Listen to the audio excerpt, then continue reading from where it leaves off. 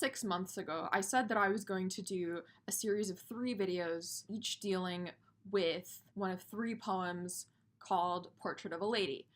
And what ended up happening was that I did a video on Ezra Pound's Portrait of a Lady, and I did a video on T.S. Eliot's Portrait of a Lady, and I got so sidetracked that I never did the video on William Carlos Williams' Portrait of a Lady. So I've decided to come back, do it now, because I think that this is a poem that more people should be familiar with. It's definitely not one of his more famous poems. Probably his most famous poem is called This Is Just to Say. It's the one about the plums. It's been parodied so many times, but, you know, it's the one that goes, "This is just to say that I've eaten the plums that were in the icebox, and which you were probably saving for breakfast. Forgive me, they were delicious, so sweet and so cold." I think I actually ate someone's apple pie once, and I wrote, like, a parody version of that poem with apple pie. So that's what we know William Carlos Williams for. There he is. Very interesting guy.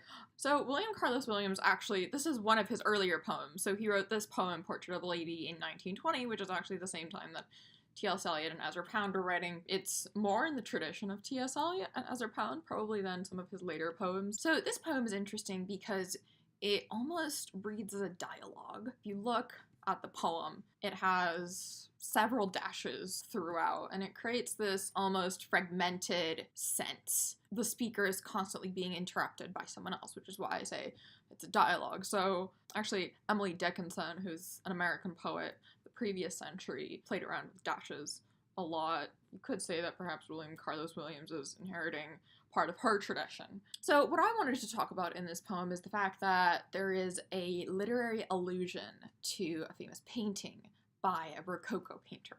Okay, so lots of words there. Allusion is the literary device that we use when we want to reference another work. So oftentimes it's going to be a literary allusion to another work of literature. For example, like Shakespeare will often allude to Ovid's Metamorphoses, so like Greek myths. And what William Carlos Williams is doing here is he's alluding to a Rococo painter called Fragonard. If you Google Fragonard, one of the first images that pops up is going to be this wonderful lady right here. So you can see she's sitting in a swing.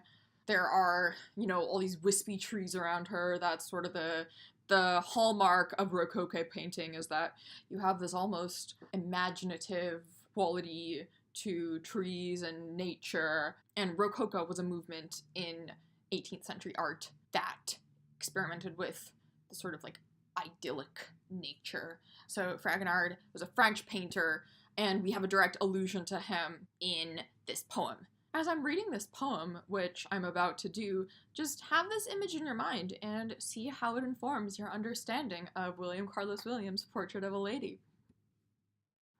Your thighs are apple trees, whose blossoms touch the sky. Which sky? The sky where Watteau hung a lady's slipper. Your knees are a southern breeze, or a gust of snow.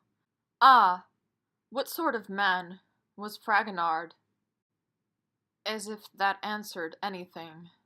Ah, yes, below the knees, since the tune drops that way. It is one of those white summer days. The tall grass of your ankles flickers upon the shore. Which shore?